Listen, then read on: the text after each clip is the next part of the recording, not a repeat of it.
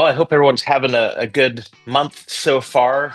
Third weekend of July. It's been kind of a busy month. As a brokerage, we're setting records for a number of closings, and it's been pretty wild. So you guys have been working hard, I know.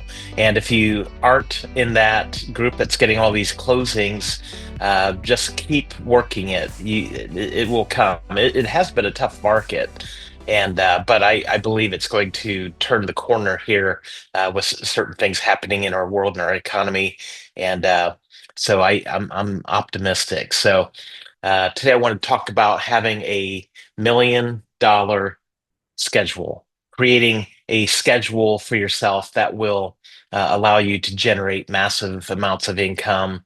And there's a lot of stuff out there. Actually, let me share my screen. Can you see my screen? And it Yeah, says creating $1 million schedule. I had we graphic can. designers spend a lot of time on this, creating this graphic for you. So I hope you appreciate Someone it. with great handwriting. Yes, very, very, yeah. I wanted to share with you in my years of training and learning, pull all of the wisdom that I could together. So $1 million schedule, I want you to understand your $1 million schedule starts at 4 a.m. Okay. All you need to do, get up at 4 a.m. every day. Start out though, you need to start out by doing a 20-mile run. So if you can get your 20-mile run in, of course, you want to get that 20 miles in before 5 a.m. So it's going to be a fast run. It's going to be a brisk run. But then at 5 a.m., you want to get your 60-minute cold plunge in. And we're talking like 90% ice, 10% water, cold plunge. Then you want to spend at least an hour in prayer and meditation. Then at 7 a.m. sharp, you want to crash the phone, start waking people up if that's what it takes. But you have to crash the phones, get in there, wake them up because they're going to be home. They're going to be wanting these calls, I'm sure. And you're going to do that until about noon. So that's only about 5 hours of phone calling. Of course, we're going to skip lunch because we're $1 million producers going to be doing engaged in intermittent fasting, of course. If you've done all of the previous work, you're going to have 4 or 5 listing presentations in a row in the afternoon. So that's what your afternoon will be, going from listing presentation to listing presentation. Then at 5 p.m., you're going to start showing homes and do that to buyers, do that for a couple hours. 7 p.m., you're going to work on your podcast. 8 p.m., do a video shoot. 9 p.m., you're going to respond to all the emails that came in during the day. And then at midnight, you can fall into bed. So there you go. That's the $1 million schedule. Any questions about any of that? Now, I say this kind of as well, definitely as a joke, because if you watch some of the success videos out there and time management videos, they give the most ridiculous schedules. And I watch that and I say, what in the world is that? Does anyone actually do this? Like, it just seems absurd to me, some of the things that are out there. So I wanted to give you kind of a tamed down version. This will be the Chris Russell version of how to create a $1 million schedule. Okay. So as you can see, my schedule's blank, which is much easier, and I'm going to fill it in for you. But what I want you to see is that the essence of successful time management is going to come down to time blocking. Okay. So Gary Keller with Keller Williams in his book, The One Thing, he said that time blocking is really the magic ingredient of top producers. That's what they do, time blocking. So I want to give you some things that need to be on your calendar each day. Okay.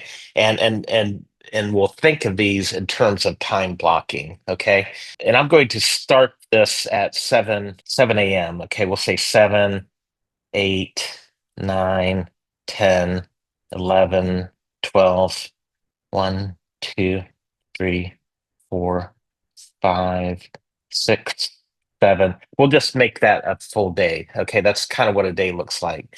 So one of the things you're going to want to do is you definitely need to do some daily prep. Okay, so and I don't know, I'm just writing these times in here. This doesn't have to be the time that you do it. Remember, we're time blocking, but I'm just going to give you some non-essentials that need to be on your calendar. So daily prep, and this really, even though I've got it in there for an hour, um, daily prep is going to take you about 15 minutes, typically 15 to 30 minutes. And in your daily prep, you're going to write down your goals. And your goals are your 5 or 10 year top 10. What is it in your 5 to 10 year top 10? What are you actually trying to accomplish? If you could push a magic button and propel yourself 5 years or 10 years into the future, and you now have the perfect life, uh, what's that look like? And these can be written as goals. This is, this is how my life looks. It's not just money. It's not just stuff. There's lots of other types of goals: health goals, spiritual goals, you know, fitness, your business, family, all those things. So you take time each day to write out what are those goals, and then you write your to-do lists. You write your to-dos after you've written out your goals. Okay, so you write your to-do list each day in light of what are your true goals in life. That helps you to stay focused on what's really important. Now, one thing, remember I said we're time blocking? This is a time block. And a lot of successful people will actually do this right before they go to bed. So I have it first thing in the morning, but you can do it the last thing in the evening or later in the evening. Maybe you're sitting down watching TV or YouTube videos or something. While that's happening, you can be writing the next day's to-dos and your daily prep. So that could be the last thing of the day before you get into the next day. So that's a non-essential. Another non-essential, I would say exercise, fitness, and I would couple with that learning and growing. Now, one of the best things you can ever do with your time is figure out how to multitask. Okay. And for me, the best way I do my learning is while I'm exercising. So if I'm going to do a 20 or 30 or 60-minute walk on a treadmill or outside, I'm going to be listening to podcasts, audiobooks, and things that help me to learn while I'm doing that. If I'm on my bike doing a 60-minute ride, I'm going to be listening to content that helps me to learn while I'm doing that. So then I'm doubling up. I'm strengthening my brain and my body at the same time. Okay, and I've seen a lot of people, and I've been guilty of this, get so caught up in the busyness of real estate that you neglect your physical, you neglect your body, and then that that doesn't help anyone. Somehow you've got to be cognizant of your physical fitness along the way that you're doing your work. Okay, so that's a non-negotiable. Each day you want to be doing something for your fitness, and then another thing that you want to be doing is lead generation, and this is really your golden hour or 2 hours of your day. Lead generation, figuring out ways to get leads and calling your leads, spending time on the phone. And if you think of this as a 1 hour, some of you do less than an hour, some of you do less than 10 minutes of lead generation each day. And you're probably struggling in your business, not necessarily because some of you have a sphere of influence that they all come to you. But if you are making an amount of money that's less than what you're hoping to, there's a good chance that you're not spending enough time on lead generation. This has to happen every day. You have to be figuring out, who are you going to call and then actually making the calls. So if this would be life changing for many of you if you spend an hour a day making phone calls. Some of you, that would be half as much as you usually spend, and that's okay. Stay doing what you're doing. But lead generation, you've got to be spending at least an hour a day doing this. But then you also have lead follow up. So much business is actually lost during the follow up and not that original call. So I see agents who have a very successful first call with a client, with a lead, and they say, yeah, that's great. Send me some properties. And then there's no follow up. So you have your lead generation, but then you have your lead follow up. In particular, at 9:30, if someone said, do this, or this, you want to make sure you take notes. And then at 10 a.m., you're actually following through with the things that you just told those leads that you're going to do. And maybe there's leads from the previous day, but the follow up is the most essential part. The fortune is in the follow up, many people have said. So you have your follow up.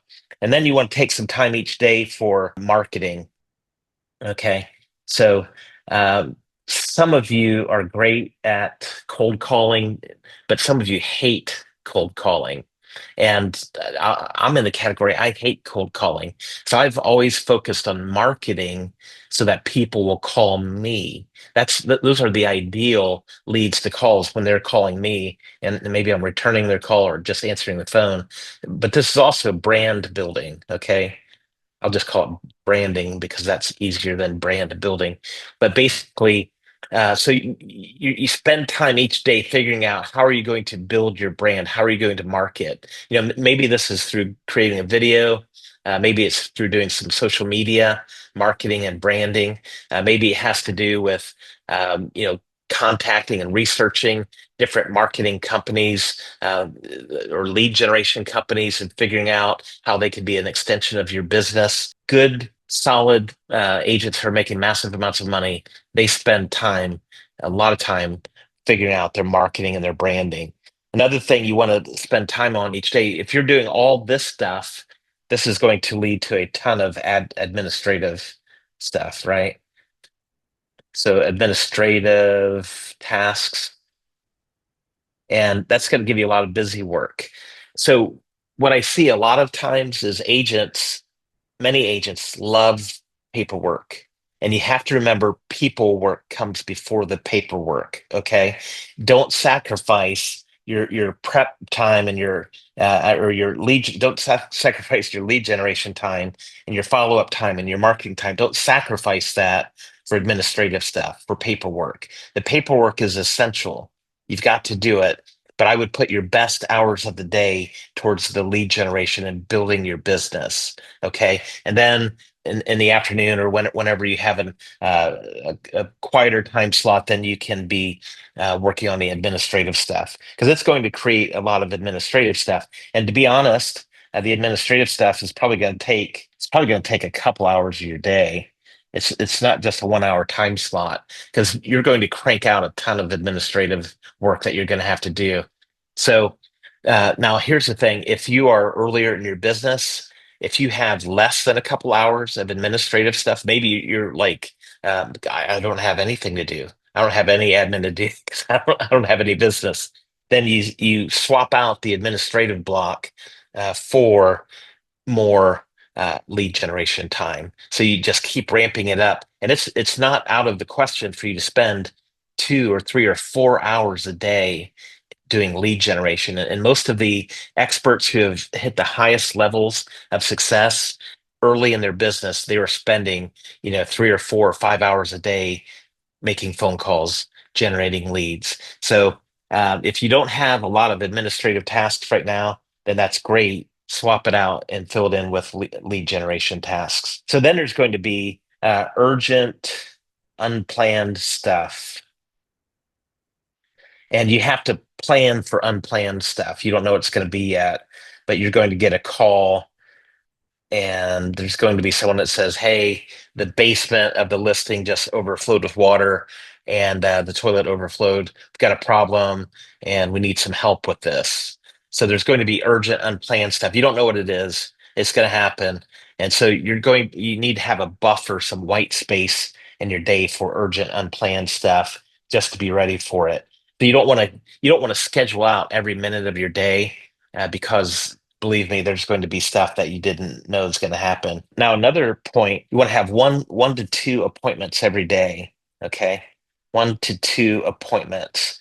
You should make that your goal. If you have 2 appointments every day of the week and so that's at least 10 appointments per week, you're going to have so much business, you won't know what to do with it. So appointments. Now, in the beginning, you might say, I don't know who to meet with because no one wants to meet with me. I've talked to lots of buyers; they don't want to meet with me. I've talked to some sellers, some expired listings; they don't want to meet with me. So you still want to be setting up appointments. So then at that point, if you've called through your leads and you've done everything you can, no one wants to meet with you. I would start contacting investors, real estate investors. I would contact attorneys, like probate attorneys, divorce attorneys, people who can help you to build your business as a referral partner. So, you can call up, just an example. When I was first in the business, I thought, well, I really want to connect with investors because I really want to uh, be their go-to guy whenever they want to list a property. So I got on LinkedIn, I started connecting, sending connection requests to as many investors in my market that I could find.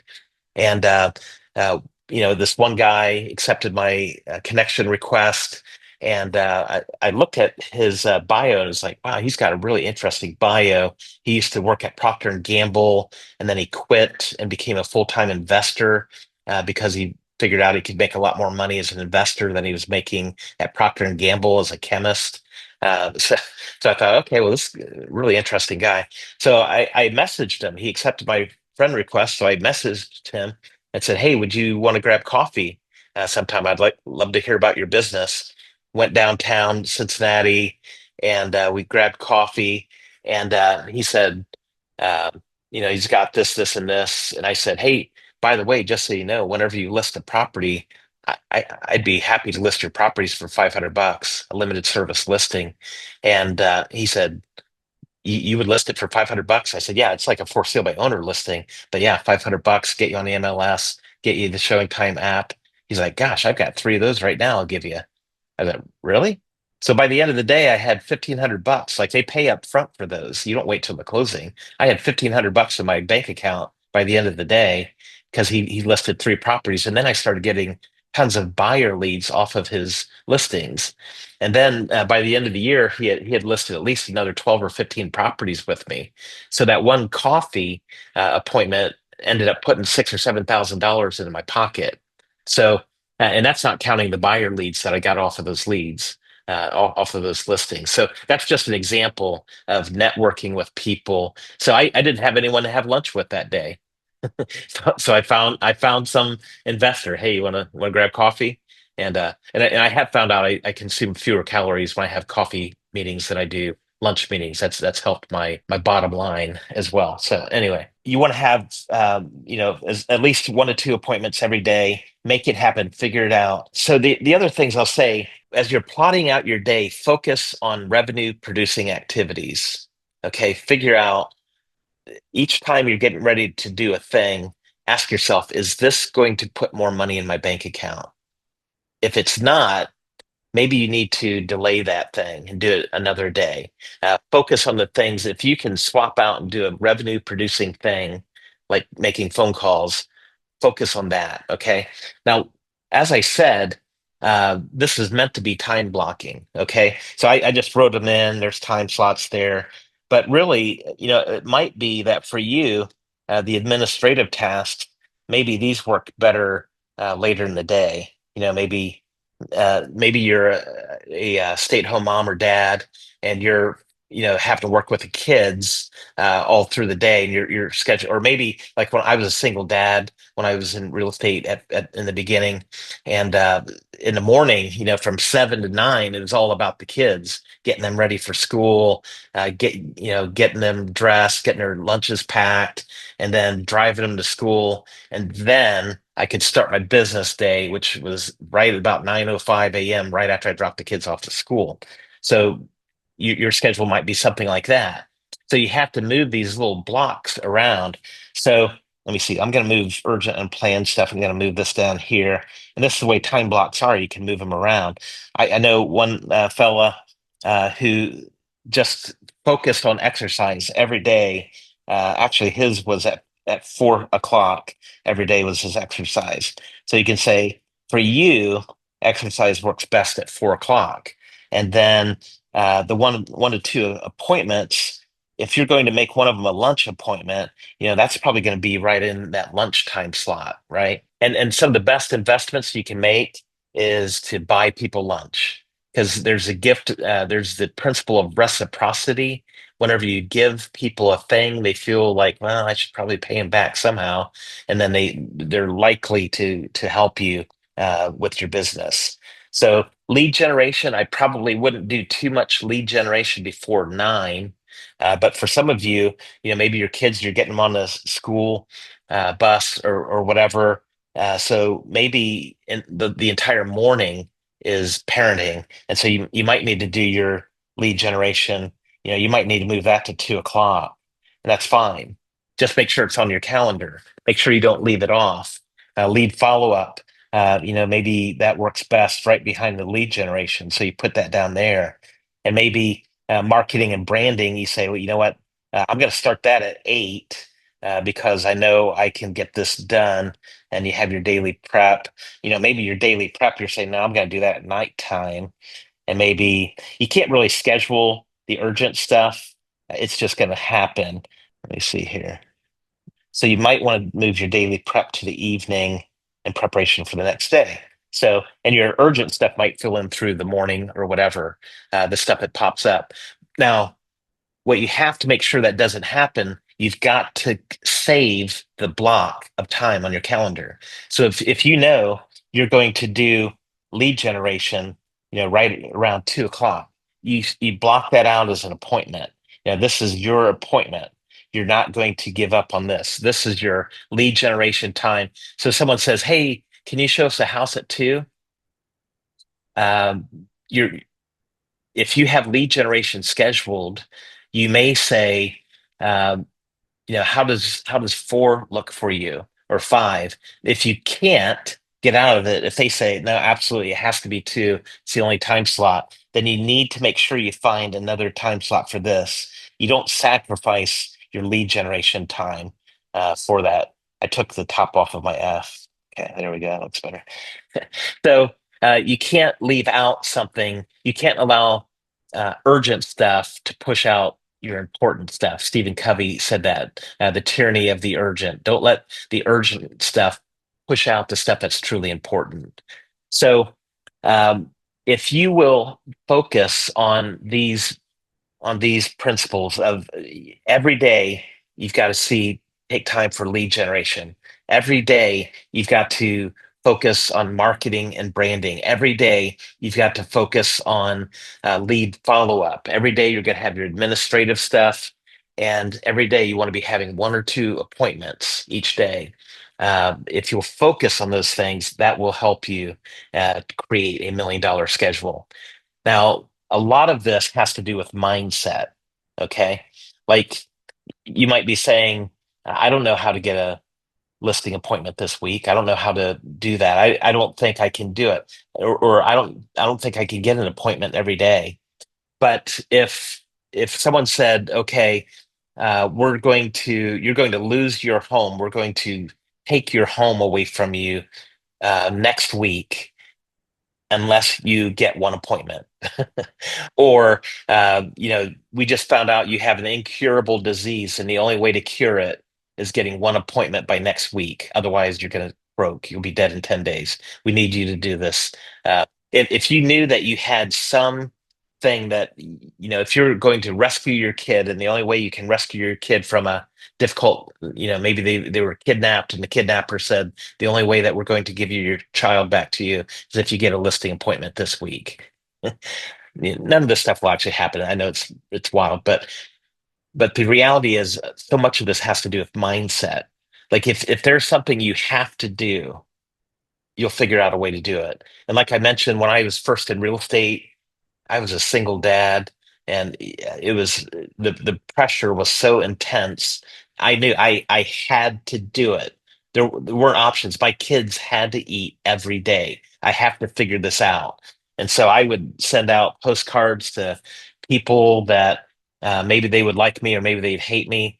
I would send out emails. I would do whatever it took. I thought, nothing matters to me other than being able to take care of my kids. I've got to take care of my kids. And because I had that mindset, I was able to do it. So these are some principles that I hope are helpful for you. But I know we have some other leaders on this call who are amazing producers and also have great ideas. So, with that in mind, I'd love to hear your feedback or questions. But what are some thoughts you have about a daily schedule for real estate agents that will demand success? Any ideas or thoughts or questions? I've mentioned this in the past, but time blocking is the winning tool. It has to be on my Yeah. calendar, or it doesn't happen. And Yep. unfortunately, my husband fell victim to the forgetting to put the dentist appointment on his calendar. So he missed his dentist appointment today. But every aspect of our lives, if you're intending to do it, it has to be written down somewhere. And you have to look at it. So where are you keeping your $1 million schedule? It should be printed, it should be, visible. Visual tool works when you can see it. If it's in a book Yeah. or hidden away somewhere, that's not going to work either. Just like goals, some people take post-it notes and put them all over their wall where they're working so that those goals are there and they can see them and they know they have to get them done. But this is great. I'm one who has forgotten to exercise, so I'm struggling with trying to get back into a better health regimen. Don't forget about taking care of yourself. Put your oxygen mask on first, and then you can help your neighbor. But yeah, I love what you're sharing with everybody today. The tool that we have for them now, which is Bold Trail, that's a wonderful tool because it syncs right with your calendar. If you need help with that, I can demonstrate how to get that linked to either your Outlook or your Google Calendar. But then that's right there, what you're looking at constantly. So calling back, lead follow up, it can all be scheduled with through Bold Trail. So it's one touch system that goes to all your different platforms. Yeah. Excellent. Bold Trail is an amazing tool, and we're paying a lot of money for it so that our agents can have the very best resources for building a business. So make sure you don't squander that. It's great, great opportunity. So, and time blocking is essential. If you, I heard it said if you don't put it on your calendar, it's not going to happen, really, when you think about it. So make sure you get those time blocks on your calendar so you get those reminders. And if someone says, "Hey, can you do something on this day?" or you can't let your schedule be dictated by what other people determine is going to be on your schedule. You have to block it off. You have to block, so that other people can't invade on that. So cool. What other thoughts are out there amongst our professionals? Chris, we had some good comments.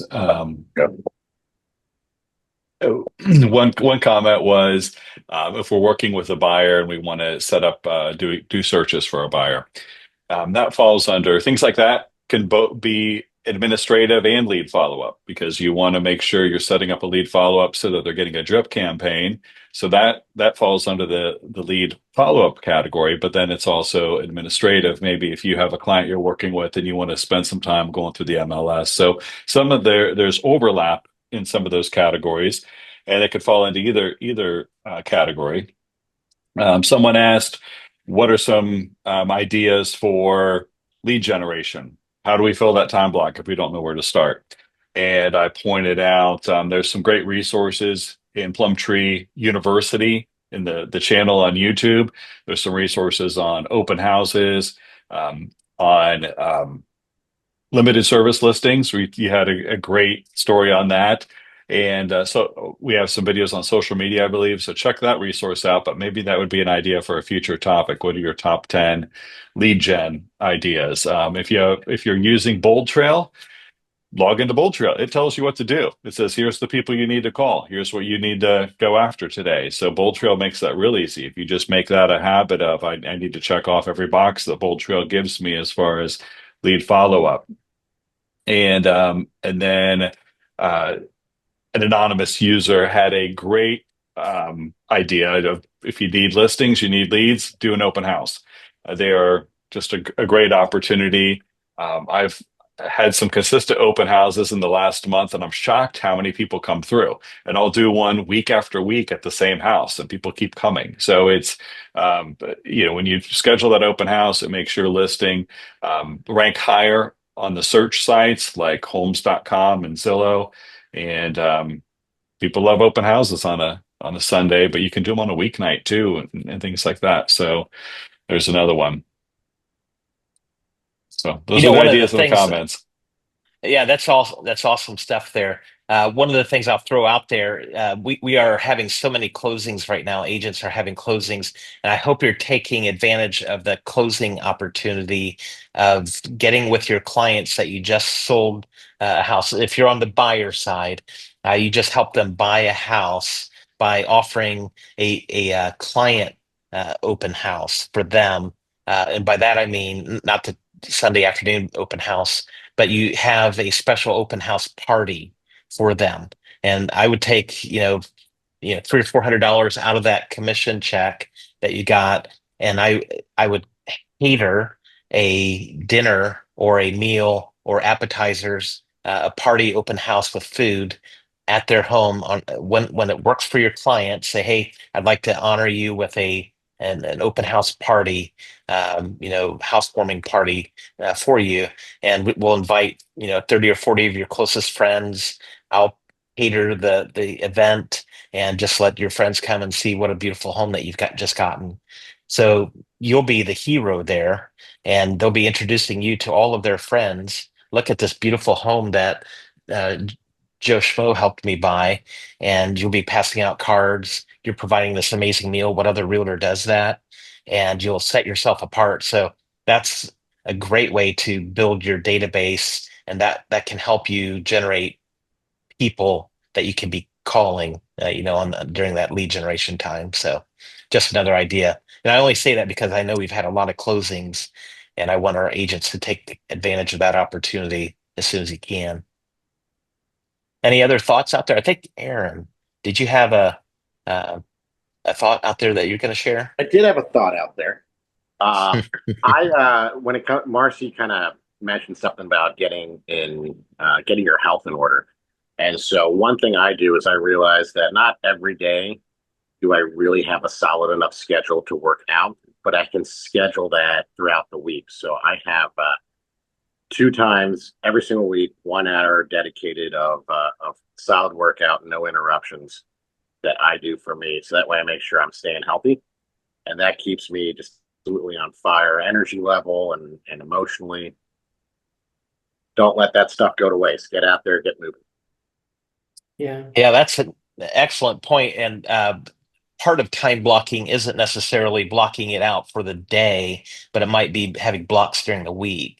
So it might be Tuesday, Thursday, Saturday, you do your fitness. You have a time block for that. Or Tuesdays and Thursdays, you do video work or something like that as part of your lead generation.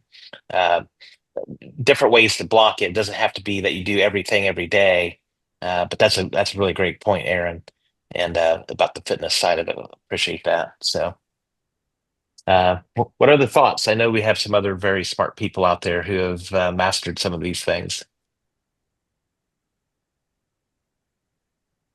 but they're shy. That's the problem. The smart people who have mastered Hey, these things are shy. Sarah here. I can't figure out how to turn on my camera, but I unmuted myself. Okay. So I really want to learn the new program. It looks very similar to conversion. Is it called Broad Trail? Bold trail. Bold Trail, thank you. And I'll tell you my challenge, and maybe somebody has some insight. But I have a 6-year-old son, special needs, so we can't do summer camp, and he's with us all the time. So my break time to do work is in the evenings and early mornings, because I'm constantly interrupted. So that's my challenge right now during the summer. And summer's a great time when people are interested in looking at houses.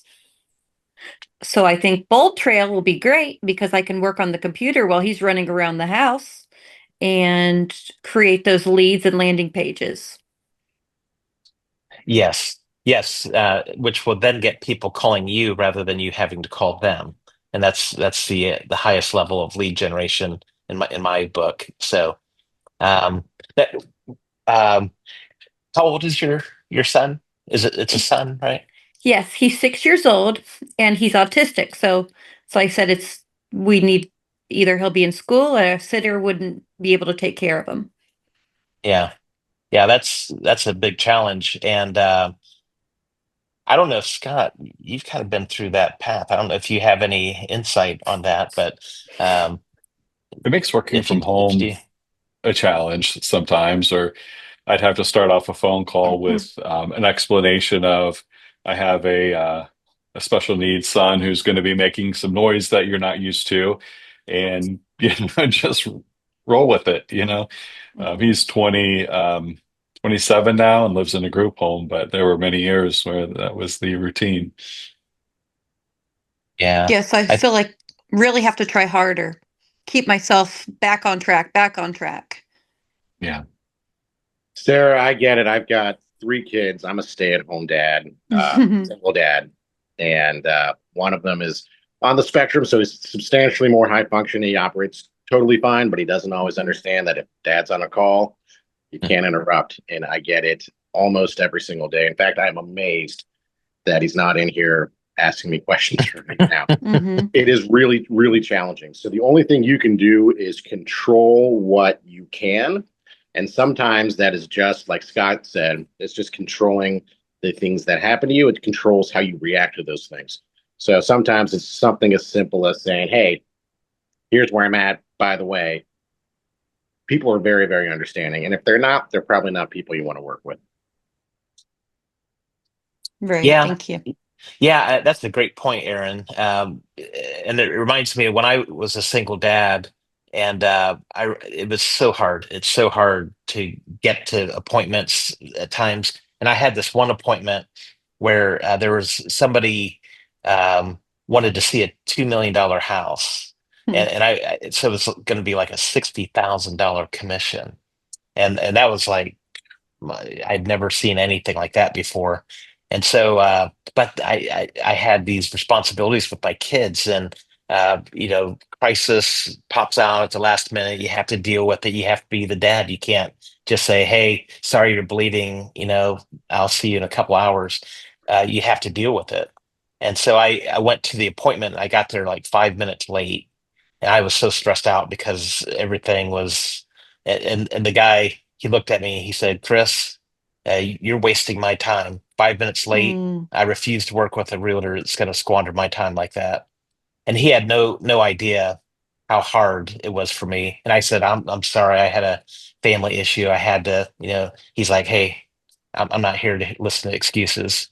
And it was such a cold response. And like Aaron said, some people, it's best not to work with them. But it hurts. And mhm, you have, so there will be setbacks, and you just have to keep going. And you say, "Well, that guy's a jerk," and that's, I didn't make that 60 grand, but you just have to keep going and keep a positive mindset. Now I will say, at least for me, and I don't know how it was for you, Scott, uh, and with you, Sarah, I don't know how exactly the structure is, but for me, there was a season of challenge. Like there was a certain time during the kids growing up where it was really tough, and then eventually there's things like school or other activities that lessened my role, my demand, and I was able to capitalize on that. So I'd say try to make it through the season that you're currently in, and if you keep going, there's going to be success at the other side. There's going to be a light at the end of that tunnel. So I've noticed a lot of agents, I think, are doing their admin stuff after they put their kids to bed. Because when I was a loan officer, I would get a lot of emails and questions from agents then, and now as a broker, I get a lot of emails from questions like after 9:30, and kids are asleep, so they get that stuff done. yeah, yeah. So as far as learning Bold Trail, Marcy, what would be your advice to help someone get up to speed with Bold Trail? What's the best path forward for learning the software? Well, I'm glad you're segueing back to that because there is something in the chat that I wanted to respond to, and then I'll answer your question, Chris. But it says here, if people aren't interacting with your business social media posts, is there another way to, get them to, be responding to you rather than you constantly have to reach out to them? So Bold Trail has a way for you to set up searches where you can do search alerts and market reports. and those would be sent to them directly to their email or their texts. And that way you can not only know what goes out, but also see when they engage with it. You can see when they've opened that material that you've sent, and that gives you a reason to reach back out to them. So if they're not commenting on your social or visiting your website, they're actually engaging with what you've sent to them. So it creates the two-way conversation, but it generates out of Bold Trail. And I think that's an important feature. You can send people all kinds of stuff, but if you just send it through regular email, you won't know when they open it unless you have some sort of read receipt software, which is kind of cumbersome and might be expensive. This is all in one package. So to start off, when you log into Bold Trail, there's a scrolling banner at the very top of the page, and there are messages that are generated. Bold Trail puts in the recordings of our trainings. You can scroll through that and rewatch any of those. But I put in there that ABC 123 slideshow, which is basically 9 steps. If you can access it anytime you like. It's a out of your Google Drive. You can read it through Google Slides, and it's super easy. If you have any questions, just call me, text me, email me. I can do a one-to-one. I spent last week on a lot of one-to-one calls with the agents here because they just couldn't figure out where to find something. And once you see it, then you know it forever. So it's worth the extra 15, 20 minutes that you'll spend on a one-to-one call with me. All righty. Well, hey, thanks everyone for showing up today, and go out there, get a home sold, put it on your calendar, schedule it, get that stuff done. So have a fabulous week.